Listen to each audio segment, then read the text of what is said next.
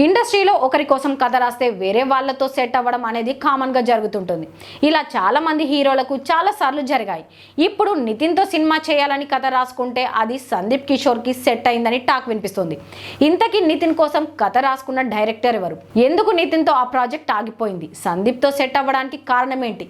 ఈ movie sets పైకి వెళ్లేది ఎప్పుడు?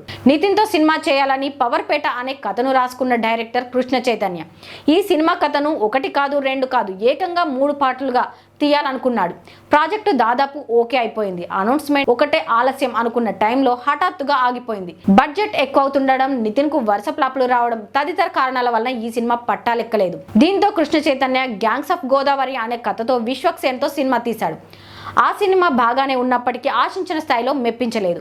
ఇప్పుడు కృష్ణ చైతన్య నితిన్తో చేయాలనుకున్న పవర్పేట కథతో సందీప్ కిషోర్తో సినిమా చేయాలనుకుంటున్నాడని తెలిసింది.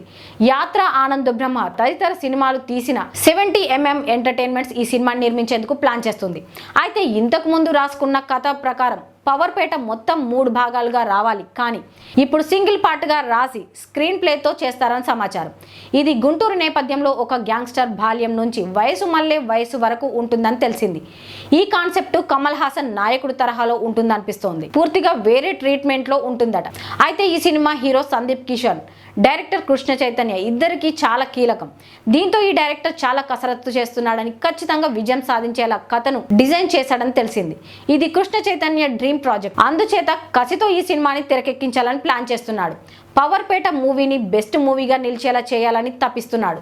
త్వరలోనే ఈ సినిమాని ప్రకటించనున్నారు. మరి నితిన్తో చేయాల్సిన పవర్పేట సందీప్ కిషన్ కు సక్సెస్ అందిస్తుందో లేదో చూడాలి.